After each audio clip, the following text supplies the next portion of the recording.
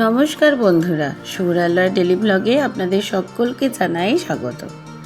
আগের ভিডিওতে দেখেছেন সুরাল্লায় বাবুর মামার বাড়িতে প্রতি বৎসরের মতো এই বৎসরও জ্যৈষ্ঠ মাসের তৃতীয় শনিবার অর্থাৎ বাংলার 15 তারিখ ও ইংরাজির 30 তারিখ ছিল বাড়ির শান্তি মায়ের পুজো। তো সুরাল্লায় বাবু গিয়েছিল ঠাকুর আনতে, ভ্যানে করে ওরা ফিরেছে ঠাকুর নিয়ে, তো সেগুলো আপনারা দেখেছিলেন। তার আগের ভিডিওয়ে দেখেছিলেন ঠাকুর মশাই পঞ্চকুড়ি দিয়ে এখানে আসন তৈরি করছিলেন, তার উপর ঘট প্রতিস্থাপন করবেন বলে সেই আসন কিন্তু এবার কমপ্লিট হয়ে গেছে।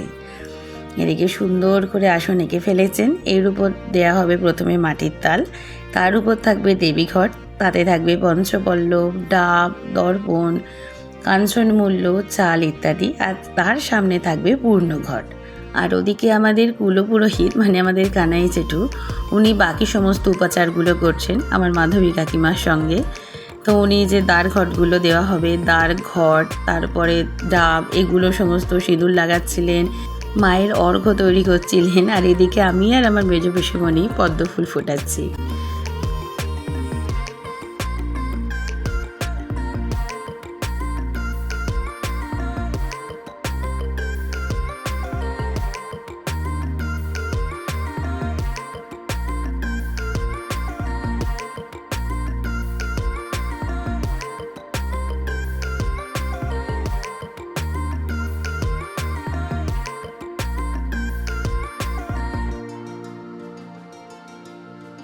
ঘট বসানো হয়ে গেছে, মানে ঘটে এখনও প্রাণ প্রতিষ্ঠা হয়নি। মাকে এদিকে তীরকাঠি দিয়ে বাঁধা হচ্ছে। তীরকাঠি বাঁধলে তারপরেই তো মাকে এখানে তার মৃন্ময়ী রূপের মধ্যে কিন্তু তার প্রাণ প্রতিষ্ঠা করা যাবে।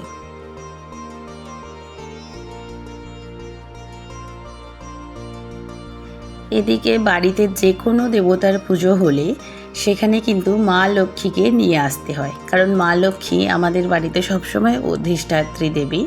তাই যে লক্ষ্মীর হাঁড়িতে মা লক্ষ্মীর নামে ধান থাকে, যেটাকে পুজো করা হয়, সেই লক্ষ্মীর হাঁড়িটাকে কিন্তু যে কোনো পুজোতে নিয়ে আসা হয়। মানে যখনই কোনো ঠাকুরকে তীর কাঠি দিয়ে বেঁধে পুজো করতে হয়, সেই দেবী মূর্তি বা দেবতা মূর্তির পাশে কিন্তু মা লক্ষ্মীর হাঁড়িকে এনে আমাদের বসাতেই হয়। ঠাকুর পুজোয় যেমন ঠাকুর মানে দেবতা বা দেবী হলে সেই অনুযায়ী ধুতি গামছা কি শাড়ি গামছা দিতে হয়, তেমন মা লক্ষ্মীকেও কিন্তু এখানে নতুন বস্ত্র, আলতা, সিঁদুর এসবগুলো দিতে হয় লক্ষ্মীর ডালাতে। তাতে ফুল দেওয়া হবে, মালা দেওয়া হবে, মালির মালা দেওয়া হবে। আর অন্যান্য মানে পুজোতে মানে যে দেবতার পুজো হয় তাতে যে বস্ত্র দেওয়া হয় সেটা ঠাকুরমশাইরা নিলেও এই যে মা লক্ষ্মীর হাঁড়ির উপরে লক্ষ্মীর ডালা দেওয়া হয়, সেই বস্ত্রটা কিন্তু বাড়ির যে গৃহিণী অর্থাৎ গৃহকর্ত্রী বা বাড়ির লক্ষ্মী, সেটা হচ্ছে তার জন্য, সেটা সেই বাড়ির লক্ষ্মী পরার জন্যই ঠাকুরমশাইরা রেখেছেন। এদিকে আমরা সবাই ফুল ফোটাতেই ব্যস্ত, মাসিমণি একটু ভিডিও করছেন, আর এদিকে তো পূজার উপাচার চলছেই।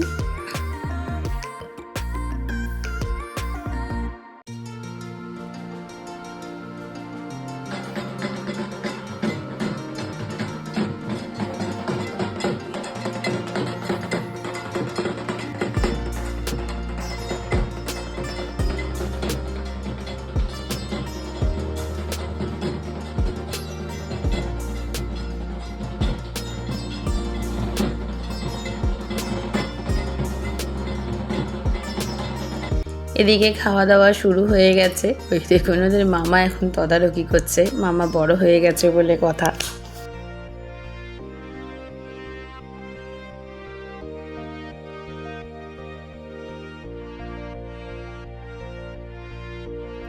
আর এদিকে পূজাও শুরু হয়ে গেছে। আমার মা আর বাপি বসে পড়েছে সংকল্প করতে। প্রথমে হবে সংকল্প, তারপর শুরু হবে মূল পূজা। এখানে অনেকেই বলতে পারেন যে এই বছর জ্যৈষ্ঠ মাসটা ছিল মল মাস, তো মল মাসে কী করে পুজো হবে, এই প্রশ্নটা আমি আমাদের ঠাকুরমশাইদেরও করেছিলাম। তো ওনারা বললেন যেহেতু আমাদের বাড়ির পূজাটা প্রতি বৎসর হয়, অর্থাৎ এটা মায়ের কাছে বৎসর সংকল্প করা, তাই এই পূজাটা আনতে কোনো অসুবিধা নেই। কিন্তু যারা নতুন করে পূজা করবে কিংবা বিয়ে বাড়ি এই সবগুলো হওয়ায় বাধা আছে। কিন্তু স্বাদ বলুন, ভোজন বলুন, অন্নপ্রাশন, এইসব বাৎসরিক পূজা এইগুলো কিন্তু প্রতি বৎসরের মতো সে মল মাসই হোক বা যে মাসই হোক তাতে করা যায়। কারণ যারা নতুন করে পূজা করবে সেটাই বাধা, আর যারা বিয়ে করবেন সেটাই বাধা, কারণ বিয়েটা তো আর বৎসর বৎসর হয় না।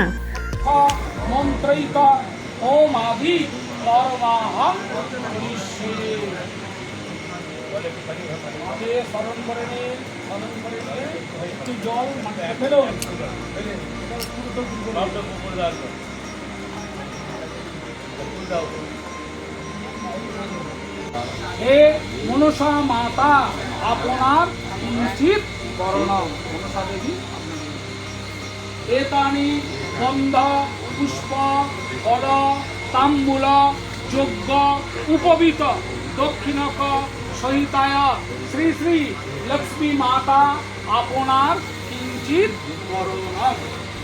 এদিকে পুজো চলছে আর রাতও অনেক হয়ে গেছে, সমস্ত আত্মীয় স্বজন সমস্ত নিমন্ত্রিতরাও প্রায় চলে গেছে, তাই আমি আর সুরালয় বাবুর বাপিও খেতে বসে পড়েছিলাম। দেখুন না, সেই সন্ধ্যাবেলা খাইয়েছি, দুজনের খিদে পেয়ে গেছে, তাই দুজনে এখন এসেছে এখানে পনির ষাঠি খেতে। এইবার মায়ের মূল পুজো শুরু হয়ে গেছে।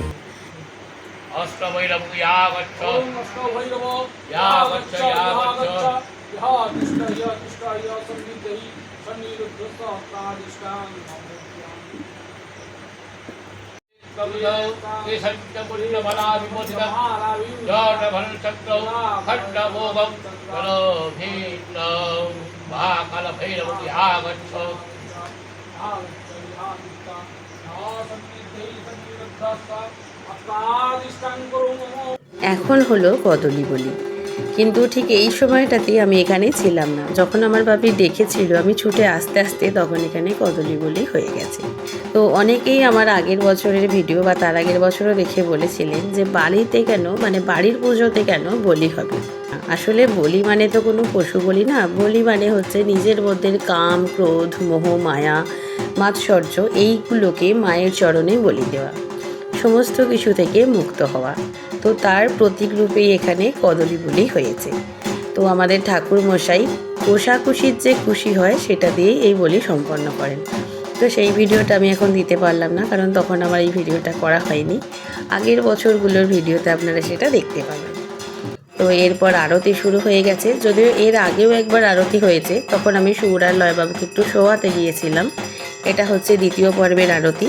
কালী পুজোয় দুবার আরতি হয়, তারপর হয় হোম। এই জন্যেই কালী পুজো করতে প্রচুর সময় লাগে।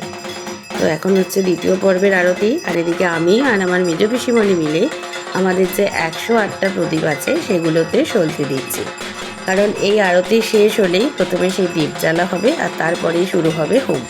হোমের পর হবে পুষ্পাঞ্জলি, তারপরে হবে রাত্রের মতো পুজো সমাপ্ত। যদিও পুজো মিটতে মিটতে কিন্তু সকাল হয়ে যাবে।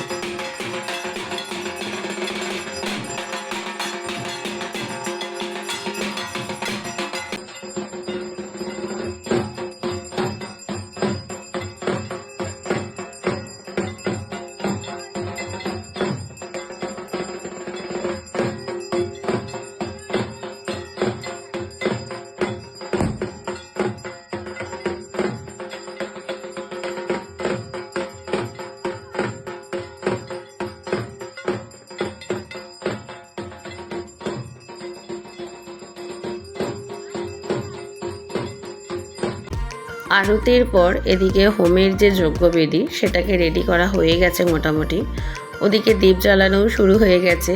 তো সুর আর লয়বাবু শোয়ার আগে বলেছিল ওরা দীপ জ্বালবে, তাই ওরা অর্ধ ঘুমিয়ে থাকা অবস্থাতেই ওদের তুলে নিয়েছি, কারণ পরে যদি রেগে গিয়ে বলে যে সব প্রদীপ নিভিয়ে আবার সলতে দাও, আমরা আবার জ্বালবো, কারণ বাচ্চা তো।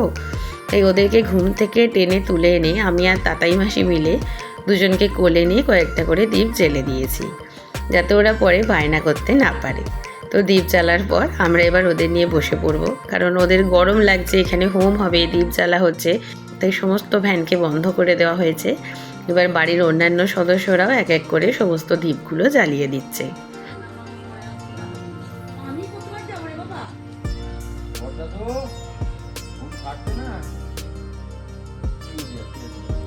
হাই গাইস, আমরা এখন প্রদীপ জেলে ঘেমে গেছি গাইস, তোমরা কয় গাইস?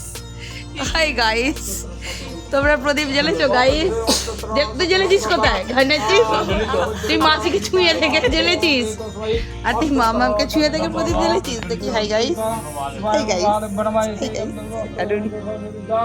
ओम दीपमाल ডিডুনের মামা মামা কেঁদে গেছে।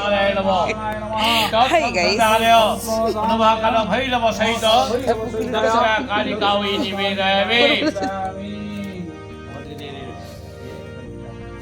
এই যা কি টিপ রে,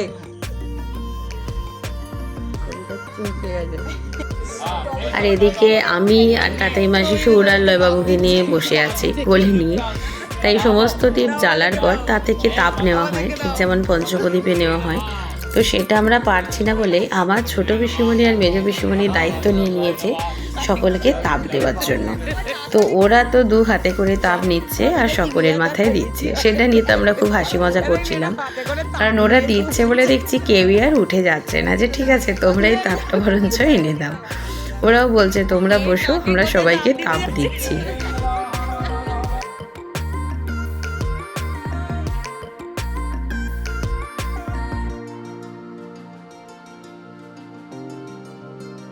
মেজো পিসি দিয়েছে, গরম কবিতা কবিতা কোথায় নিয়ে যাচ্ছে, কোথায় নিয়ে যাচ্ছে ও? তুই ডাব ডিস্ট্রিবিউট করছিস। এদিকে রাত জাগতে জাগতে অল্প স্বল্প হাসি মজা হলেও ওদিকে কিন্তু ঠাকুরমশাইরা সমস্ত নীতি নিয়ম মেনে যে যজ্ঞকুণ্ডে যজ্ঞবেদিতে যে সমস্ত কাঠ সাজিয়েছিলেন বেল কাঠ, তাতে কিন্তু অগ্নিসংযোগ করে দিয়েছেন। এবার শুরু হবে হোম।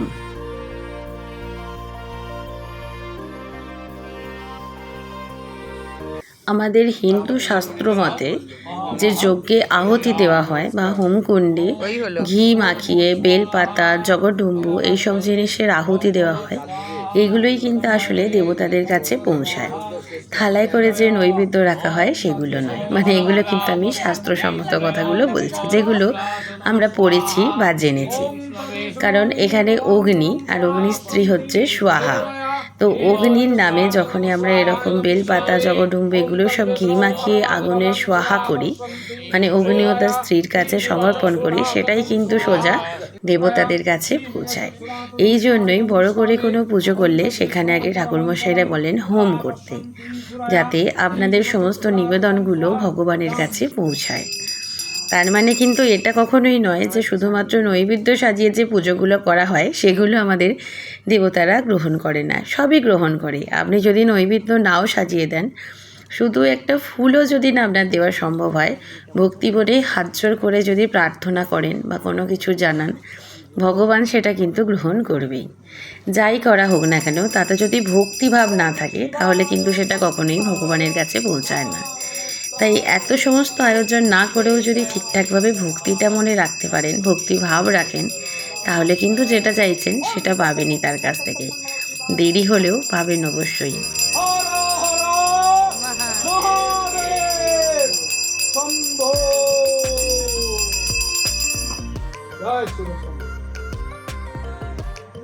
ओम क्रूं जंग रंग लंग बंग महाकाल भैरवा सर्व विघ्न नाशय नाशय ह्रीं श्रीं हुं फट्।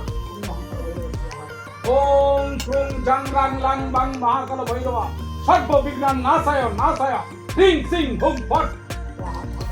देवो स्वाहा सर्वभो देवो स्वाहा। ओम मिष्टान्नं मिष्टान्नं ब्रह्मणे स्वाहा। ओम ताम्बूलं ताम्बूलं ब्रह्मणे स्वाहा।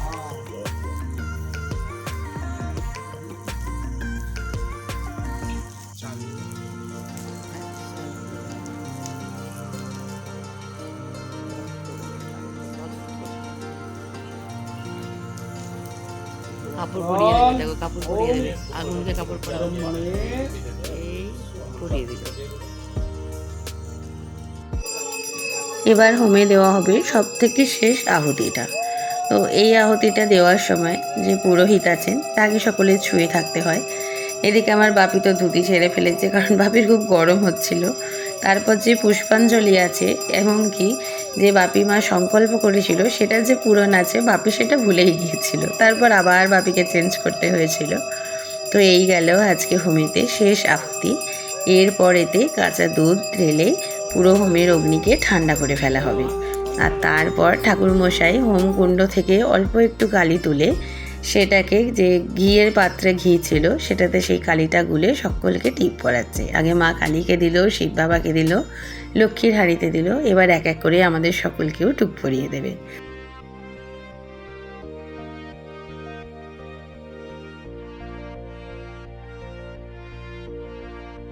এদিকে পুষ্পাঞ্জলি হয়ে গেছে, কিন্তু এখনো যে মানে মূল যে পূজা শেষ সেটা হয়নি। কিন্তু সৌরালয়বাবুর প্রচণ্ড ঘুম পেয়ে গেছে, তাই আমি ওদের দুজনকে আবার উপরে নিয়ে যাচ্ছি। দুজনকে শুইয়ে দিয়ে তারপর আমি আবার নিচে আসবো।